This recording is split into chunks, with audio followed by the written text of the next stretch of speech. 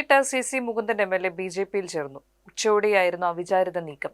തൃശൂരിലെ BJP ജില്ലാ committee ഓഫീസായ നമോഭവനിലെത്തിയാണ് party അംഗത്വം സ്വീകരിച്ചത്. AN രാധാകൃഷ്ണൻ ഷാൾ അണിയിച്ച് സ്വീകരിച്ചു.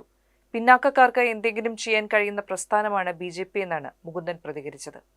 ഞാനിപ്പോൾ വിശ്വസിക്കുന്ന ഈ പ്രസ്ഥാനം നമ്മുടെ ഇന്ത്യ രാജ്യത്തെ പാവപ്പെട്ടവരുടെ ജീവിതത്തിൽ മെച്ചപ്പെട്ട ആരോഗ്യപരമായ മാറ്റത്തോടെ മുന്നോട്ട് പോകുന്ന ഒരു പ്രസ്ഥാനമാണ് എന്നുള്ളതുകൊണ്ടും മറ്റുള്ളതിന് വ്യത്യസ്തമായി ഇവിടെ രാജ്യത്തെ മഹാഭൂരിപക്ഷം വരുന്ന ജനങ്ങളുടെ താല്പര്യം സംരക്ഷിക്കാം, പ്രത്യേകിച്ച് SC ST വിഭാഗങ്ങളുടെ താല്പര്യം സംരക്ഷിക്കുന്നതിൽ വളരെയേറെ നിർണായകമായ പങ്കാളിത്തം വഹിച്ച് മുന്നോട്ട് പോകാൻ കഴിവുള്ളൊരു പ്രസ്ഥാനം. അതിലേക്ക് ഇനിയും ഞാനും കൂടി വരുമ്പോൾ ഇനിയും ഒരുപാട് മാറ്റങ്ങൾ ഈ രാജ്യത്ത് ഉണ്ടാകും എന്നുള്ള പ്രതീക്ഷയോടു കൂടിയാണ് വന്നിട്ടുള്ളത്. എന്തായാലും ഇത് കേട്ടു നിൽക്കുന്ന എല്ലാ ജനങ്ങളും ഈ പ്രതീക്ഷയോടുകൂടി മുന്നോട്ട് വരേണ്ടതുണ്ട്.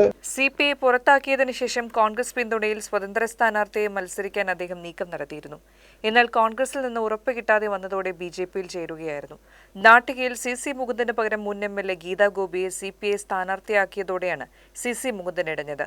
ഗീതാ ഗോപിയുടേത് പേയ്മെന്റ് സീറ്റാണെന്ന് വിമർശിച്ച മുകുന്ദൻ പണം പിരിച്ചു നൽകാൻ തന്നോട് പാർട്ടി ആവശ്യപ്പെട്ടെന്ന ഗുരുതര ആരോപണം ഉന്നയിച്ചിരുന്നു.